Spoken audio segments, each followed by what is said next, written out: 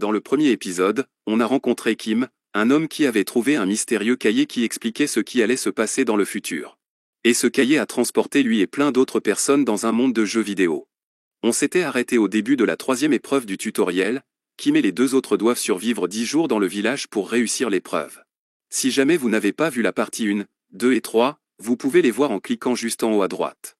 Sinon, c'est parti. Lorsque Kim, Eunji et Jinju étaient en train de marcher pour aller vers le centre du village, il leur pose une question. Que vont-ils faire finalement? Vont-ils rester ici et combattre ou bien préfèrent-ils s'échapper? Eunji et Jinju sont un peu étonnés par la question. Eunji, étant un peu hésitante, répond qu'elle ne sait pas s'ils pourront survivre s'ils se battent. Car c'est déjà censé être une épreuve difficile pour 10 personnes. Mais alors là, en sachant qu'ils ne sont que 3. C'est du suicide d'y aller comme ça. Mais Kim répond que lorsque le jeu a dit que ça sera dur avec 10 personnes, c'était probablement juste pour les embrouiller. Eunji ne comprend pas. Il explique qu'il doit y avoir au moins une personne dans le village. Et comme dit précédemment, la zone est sûre en dehors du village. Donc d'une certaine manière, c'est logique. Même si au départ, il y a 10 personnes qui intègrent cette partie du tutoriel, il est probable qu'au moins une personne s'enfuirait. Et cette personne laisserait donc les autres se battre contre les autres et protéger le rocher au milieu du village. Et bien évidemment, si une personne part et abandonne les autres, petit à petit, tout le monde commencera à s'en aller progressivement. Au final, il est inévitable que le tutoriel se déroule avec très peu de personnes. Et Kim dit qu'il est désolé de les suspecter, mais il pense que tous les deux auraient certainement eu ce genre de pensée. Et on voit bien à leur visage que c'est ce qu'ils pensaient. Ils voulaient abandonner le groupe pour se sauver. Mais Jinju répond que même s'ils s'enfuient, ça ne changera rien. Car au final, si ceux qui restent au village sont tués par les monstres, il sera téléporté dans le village à son tour. Donc s'enfuir ne fera qu'affaiblir les forces du groupe. Kim confirme ce que vient de dire Jinju. Ils doivent combattre tous ensemble. Et il se pose même la question. Est-ce que la situation est aussi simple car ils ne sont que 3? Aucun d'eux n'oserait partir comme ils sont si peu nombreux. Il semblerait qu'il est le groupe parfait en termes de nombre. Mais malgré tout ça, Kim sait qu'il ne peut pas leur faire confiance. Il reste comme à son habitude très prudent et méfiant. Il dit aussi que dans le journal, il a choisi la porte bleue. Donc actuellement, il ne connaît rien du tout de cet endroit. Il est en totale découverte. Ils sont arrivés au centre du village et ont vu le rocher. Et Kim s'adresse à Jinju et Eunji encore une fois. Il leur dit que bien qu'ils ne soient que 3, il ne pense pas que cette mission soit impossible. Il reste confiant. Il explique qu'ils sont dans un monde différent du leur. Et ici, quand ils chassent les monstres, leurs statistiques continuent à augmenter. Ainsi, ils deviendront plus forts au fur et à mesure. Bien sûr, ils auront plus de monstres à chasser à eux seuls donc ça sera plus compliqué, mais ça leur fera plus d'expérience. Et c'est pour cette raison que Kim a choisi la porte rouge. Après la troisième étape du tutoriel, en l'occurrence celle-ci, ils seront tous réunis au même endroit pour la quatrième étape. Pendant la quatrième étape, son journal disait que tous les joueurs qui venaient de la porte rouge étaient excessivement forts par rapport aux autres. Donc Kim veut en profiter pour tuer des monstres et devenir plus forte ici. Mais lorsqu'il dit ça, Eunji s'énerve car elle dit que ce n'est pas un jeu, ils vont vraiment mourir. Alors qu'elle était en train de parler, le sol se met à trembler. Les secousses mettent en alerte le groupe de Kim et il les prévient. Il leur dit de se tenir prêts car les monstres arrivent. Et on voit justement un monstre qui apparaît des trous faits dans le sol à cause des tremblements de terre. Ce sont des gobelins démoniaques et ils sont en très grand nombre. Eunji et Jinju sont totalement effrayés. Mais Kim leur dit de se rapprocher du rocher et de le protéger des monstres. Et tout à coup, Kim se met en position et se prépare à combattre. Comme dans ses combats précédents, il utilise sa vitesse impressionnante pour foncer sur les monstres en face de lui et commence à les éliminer un par un.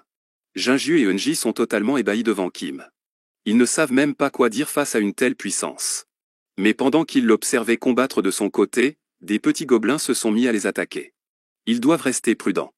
Ils commencent eux aussi à se battre. Kim essaie de rester attentif à eux deux également car il ne sait pas s'ils sont capables de tenir. Mais pendant qu'il essaie de regarder si les deux autres vont bien, des gobelins continuent de l'attaquer. Ils sont en très grand nombre. Et il y a même un des gobelins qui l'attaque dans son dos et il sait qu'il n'arrivera pas à esquiver cette attaque. Donc il décide d'utiliser la compétence consolidation. Cette compétence crée une carapace autour de son corps et le protège mais elle consomme également sa magie rapidement. En tout cas, l'attaque du gobelin a été complètement parée et n'a fait aucun dégât à Kim. Il se dit que cette compétence qu'il a gagnée contre la reine fourmi est vraiment utile. Mais ça l'a énormément fatigué. Et il voit qu'en même temps, ses deux camarades sont en très mauvaise posture. Il fonce donc les aider avant que le rocher ne soit détruit. Au final, Les premiers monstres ont été éliminés et c'était plus dur que ce qu'il pensait. Les deux sont assis contre le rocher. Jinju n'est pas blessé mais Eunji s'est pris une attaque à l'épaule. Kim lui dit de ne pas s'inquiéter. Ses statistiques sont plus élevées que la moyenne, donc avec un peu de repos, elle devrait aller mieux. Avec un simple bandage, elle devrait facilement s'en sortir. Et Kim réfléchit à la situation. Il reste encore 19 vagues de monstres. Et si la situation s'aggrave, il devra probablement combattre seul. Mais pour le moment, il leur propose juste de prendre un peu de repos.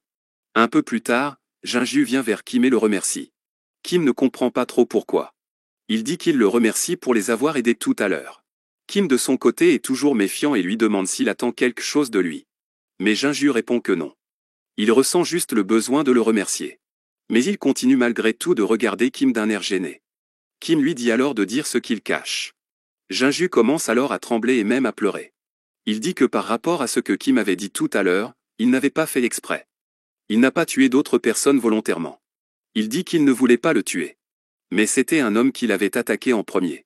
Donc il s'est simplement défendu. Kim se dit alors qu'il l'a jugé un peu trop tôt. Il dit que ce garçon a l'air jeune, donc il va essayer d'être un peu plus gentil avec lui. Et alors qu'il était en train de discuter, Kim regarde autour de lui et remarque quelque chose. C'est Eunji, elle a disparu. Les deux se sont mis à la chercher mais au bout de quelque temps, ils ne l'ont toujours pas trouvée. Jinju demande si elle a vraiment fui et Kim répond que puisqu'elle n'est plus dans le village, oui elle a fui. Il dit qu'elle était blessée, donc elle a probablement eu peur de mourir.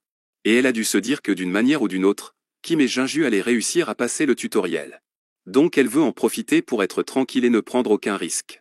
Jinju se dit que c'est un très mauvais choix car il y a une énorme différence désormais et il n'est pas très confiant.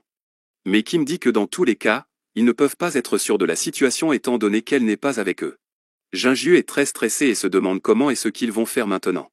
Mais Kim répond que c'est très simple, ils auront juste plus de monstres à chasser. Jinju ne comprend pas comment et ce que Kim peut être aussi décontracté alors qu'ils sont dans une situation très délicate. Mais Kim répond que s'inquiéter ne changera pas grand-chose à la situation.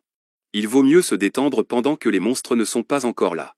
Par contre, il précise que même pour lui, ça sera impossible de protéger l'énorme rocher seul face à tous les monstres qui vont arriver.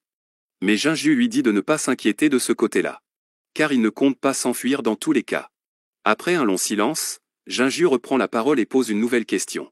Il demande à Kim que se passera-t-il lorsque le rocher qui est derrière eux se brisera. Et Kim répond simplement qu'ils auront échoué au tutoriel. Alors Jinju repose une autre question. Que se passera-t-il quand ils auront échoué au tutoriel? Et Kim répond en étant toujours aussi décontracté qu'ils vont très certainement mourir. Jinju lâche alors un grand soupir. Il se rassoit près du rocher. Quand ils sont tous les deux assis, Kim dit à Jinju d'essayer de s'occuper de 10 monstres. Mais il répond en étant choqué qu'il est incapable de s'occuper seul de 10 gobelins. Kim lui dit que de son côté, il arrive à en battre plusieurs dizaines. Mais bon, la comparaison entre deux ne sert pas à grand-chose. Kim lui dit d'essayer simplement de les bloquer pour qu'ils n'atteignent pas le rocher. Et il l'aidera du mieux qu'il peut. On les revoit un peu plus tard lorsqu'il y a une nouvelle vague de gobelins qui les attaque. Ils gardent la même stratégie que tout à l'heure.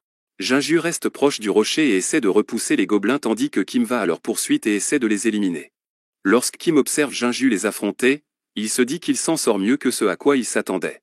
De son côté, vaincre ces gobelins avec les compétences qu'il a gagnées précédemment est assez simple. C'est juste leur nombre qui est un problème pour Kim car c'est presque impossible de protéger tous les angles d'attaque du rocher seul. Il continue à obtenir des points de succès et à augmenter leurs statistiques. Kim dit que pour le moment, ils sont dans la période où il faut être le plus prudent. Il doit veiller sur Jinju car il n'arrive pas à couvrir ses arrières seul. Donc Kim doit essayer de l'aider jusqu'à ce qu'il augmente suffisamment en statistiques pour réussir à vaincre ce genre de gobelin seul.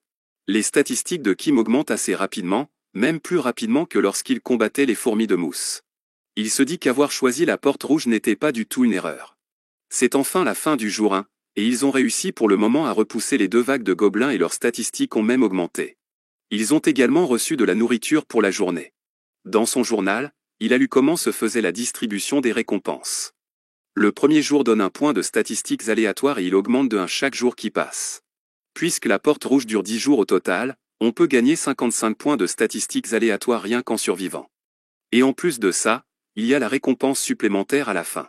Pendant qu'il réfléchissait à tout ça, Jinju l'interrompt en lui disant qu'il a gagné une compétence. Kim est étonné. Jinju explique que la compétence s'appelle Contrat avec le diable et c'est une compétence de rang E+.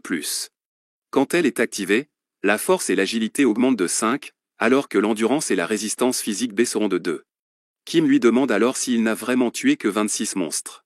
Jinju répond que oui, mais quel est le problème? Mais il répond qu'il est jaloux.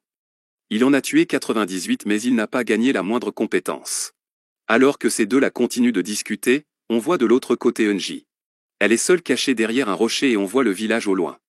Elle se réjouit car les deux autres semblent plutôt bien s'en sortir. Et donc avec un peu de chance, elle n'aura même pas à se battre. Elle se dit que fuir était le bon choix. Elle se dit qu'elle serait sans doute morte si elle était restée là-bas. Mais elle reste craintive car elle ne sait pas s'ils vont mourir ou pas au village. Mais elle dit que ce n'est pas possible. Elle a vu Kim en action et elle lui fait confiance. Ou en tout cas, elle n'a pas d'autre choix que de lui faire confiance. De retour au village, on est désormais au jour 4. Les deux ont déjà bien avancé et ont réussi à repousser presque la moitié des vagues de monstres. Au fur et à mesure des vagues de monstres qui apparaissent, ce n'étaient plus que des gobelins démoniaques mais également d'autres types de monstres plus puissants qui sont apparus. Jinju se dit qu'il ne pensait jamais de sa vie voir des monstres pareils de ses propres yeux. Kim de son côté continue d'analyser la situation. Il voit que cette vague de monstres a causé pas mal de blessures à Jinju. Il essaie de le soigner même si ce n'est pas parfait. Il faut prendre du repos le plus vite possible avant que la prochaine vague n'arrive. Jinju le remercie et il lui pose également une question. Il lui demande s'il pense qu'il va survivre. Car pour le moment, ils sont d'après ce qu'a dit le jeu, dans un tutoriel. Et ce n'est que la 3e étape. Qu'est-ce qui vient après ce tutoriel? Enfin, est-ce que ce tutoriel se finira un jour? Mais Kim répond qu'il s'inquiète pour rien. Bien sûr qu'ils survivront après que tout soit fini. Jinju dit alors que dans tous les cas, il ne peut pas mourir maintenant. Il doit s'occuper de ses frères et sœurs. Il se demande d'ailleurs s'ils mangent bien, ou s'ils vont à l'école à l'heure. Et tout à coup, en repensant à tout ça, il se met à pleurer. Il dit en pleurant qu'il ne veut pas mourir. Il ne veut pas et ne peut pas se permettre de mourir, pas maintenant. Il doit rentrer revoir sa famille. Mais alors qu'il est en train de craquer, Kim lui crie dessus. Il lui dit de se ressaisir, il ne va pas mourir. Cette fois, il n'y a aucune chance qu'il meure. Désormais, Kim lui dit qu'il prendra soin de lui. Ils sont presque arrivés à la moitié. Il lui dit alors juste de se reposer, car ils auront encore du travail demain.